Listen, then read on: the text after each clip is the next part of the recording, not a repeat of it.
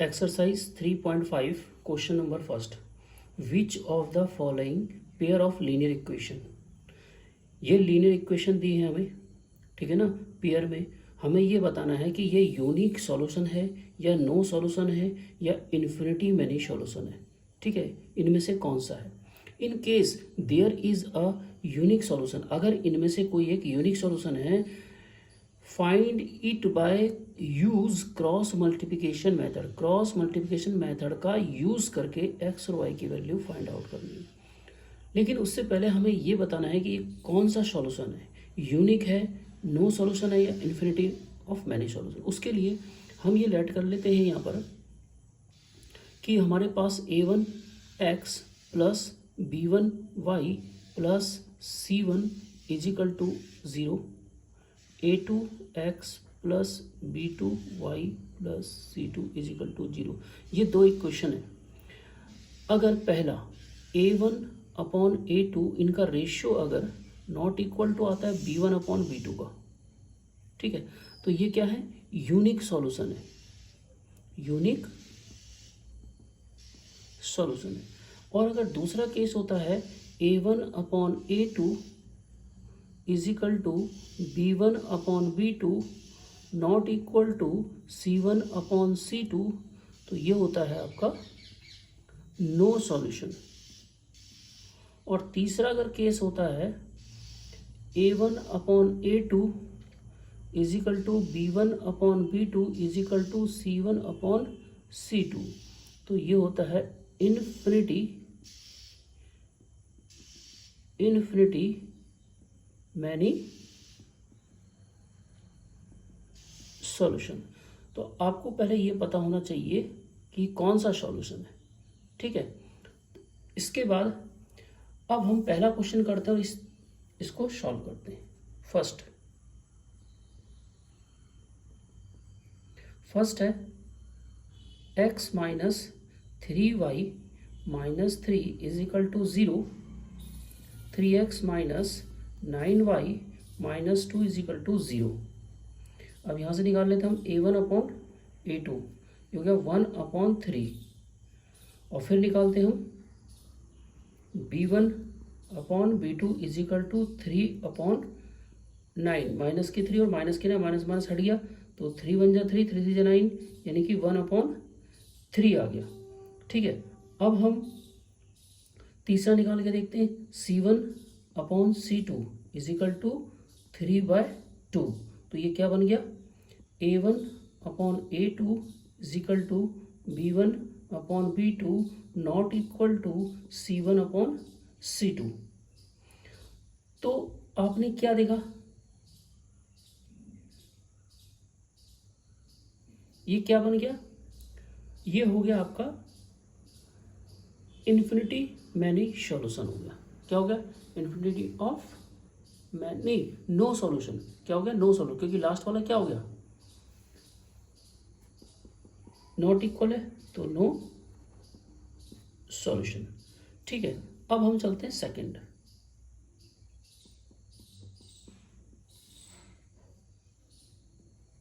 To X plus Y is equal to 5, 3x plus 2y is equal to 8। अब जो is equal to है हम यहाँ से इसको हटा करके इजिकल टू इधर आके कैसा हो जाएगा, माइनस के, ये भी माइनस के, ठीक है। इन दोनों को इजिकल टू इधर लेगा, माइनस हो गया। तो इसको अब कर लेते हैं a1 upon a2 2/3, b1 upon b2 is equal to y का कॉन्स्टेंट कितना है, कोफिशिएंट 1, और इस y का 2, तो ये दोनों अनइक्वल है, a1 upon a2 not equal to b1 upon b2, और नॉट इक्वल टू में क्या आ गया, यूनिक सॉल्यूशन। अब ये कहता है in case there is a unique solution, अगर यूनिक सॉल्यूशन फाइंड करना है क्रॉस मल्टीप्लिकेशन मेथड से। अब यहाँ यूज करते हैं cross multiplication method. Cross multiplication method ये यूज करेंगे। तो उसमें क्या होता है, एक्स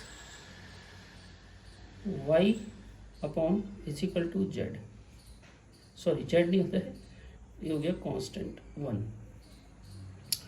अब इसमें देखो, जब x लिखेंगे तो इसमें x की वैल्यू को हम लोग ऐसे करके ढक लेंगे, और अब y का कोफिशिएंट और ये कांस्टेंट ये क्रॉस में चलेगा, ऐसे करके इसकी मल्टीपल होगी। y का कोफिशिएंट यहाँ 1 माना जाएगा और ये माइनस का 8 और माइनस की इसकी आपस में मल्टीपल हो जाएगी, तो जाएगा माइनस का 8 बन जा 8।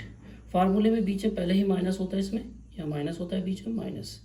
उसके बाद अब 5 की और 2 के साथ इंटू होगी, 5 2 जा 10 plus minus minus plus plus ये हो गया माइनस हो गया, प्लस माइनस माइनस के 10 आ गया। तो यहाँ पर कितना आ जाएगा, 5 2 जा 10 माइनस के 10 आएगा, माइनस के 10। अब y वाले में आ जाओ, y को आप ऐसे करके ढक लेंगे, 5 की 3 के साथ इंटू करेंगे, 5 3 जा 15, लेकिन माइनस के 15 आ गया, माइनस के 15। उसके बाद फिर 2 की 8 में इंटू करेंगे, 2 जा 16, माइनस के 16 आ गया। फिर ये कांस्टेंट टर्म्स को ढक लेंगे, 2 2 जा 4, ये 4 आ गया, ठीक है। और 3 1 जा 3, ये 3 आ गया आपका। तो यहाँ से देख लेंगे x माइनस का 8 प्लस के 10 is equal to y 15 minus के प्लस के 16 1 अपॉन 4 माइनस 3। तो क्या बना यहाँ से, x अपॉन 2 y अपॉन 1 और 1 अपॉन 1, ठीक है। अब इन दोनों इक्वेशन को एक साथ ले लेंगे हम, तो ये हो जाएगा x upon 2 is equal to 1 upon 1, x upon 2 और 1 अपॉन 1 को एक साथ ले लें, नीचे 1 लिखने की जरूरत है नहीं, 2 की क्रॉस मल्टीप्लिकेशन कर दी, x बराबर 2 एक ही आ गया। फिर y upon 1 is equal to 1 upon 1, तो y बराबर आ गया 1। तो ये हो गया आपका आंसर, ठीक है। अब आते हैं हम तीसरा question, question number 3। 3x minus 5 minus 20 is equal to 0, 20 को उधर ले गए, माइनस का हो गया। 6x minus 10y minus 40 is equal to 0, तो ये क्या हो जाएगा, a1 upon a2 is equal to 3 upon 6, 3 1 जा 3, 3 2 जा 6, b1 upon b2 is equal to 5 upon 10, 5 1 जा 5, 5 2 जा 10, c1 upon c2 is equal to 20 upon 40, दोनों माइनस के साइन है तो इसलिए मैंने लिखे नहीं है, वो कट जाएंगे आपस में। तो 1 अपॉन 2, तो यहाँ पर क्या आ गया, a1 upon a2 is equal to b1 upon b2 is equal to c1 upon c2।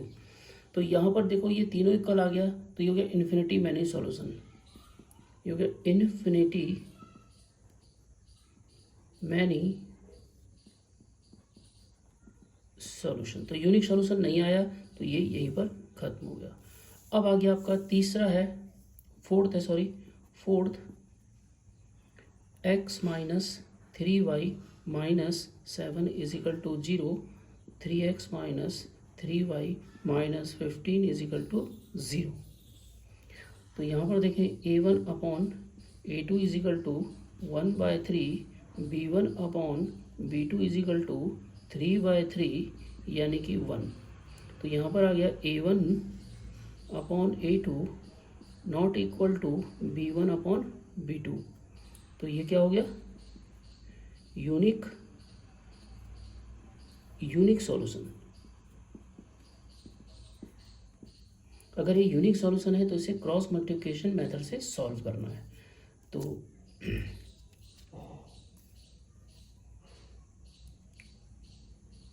Using cross multiplication method को यूज़ कर लेते हैं। क्या है, x y और कांस्टेंट 1। तो x को हम ऐसे करके ढक लेंगे और -3 और 15 की इंटू करेंगे, 15 3 जा 45, तो ये हो गया माइनस माइनस प्लस 45 फार्मूले में यहाँ माइनस ही होता है, माइनस माइनस हो गया प्लस, 7 3 जा 21, यह माइनस होगा। फिर y को ढक लेंगे, माइनस के 7 और 3 इसकी मल्टीपल करेंगे, 7 3 जा 21, लेकिन माइनस के 21 आ गया, 7 3 जा 21, ठीक है। उसके बाद 15, यहाँ कांस्टेंट कुछ नहीं, 1 मानेंगे, 15 1 जा 15, लेकिन ये माइनस का है तो माइनस के 15। उसके बाद एक कांस्टेंट टर्म को ढक लिया आपने, 1 यहाँ 1 होगा, 3 1 जा 3, माइनस के 3 और 1 की इंटू करेंगे तो आ गया माइनस के 3, फार्मूले माइनस, माइनस 3 3 जा 9, माइनस के 9,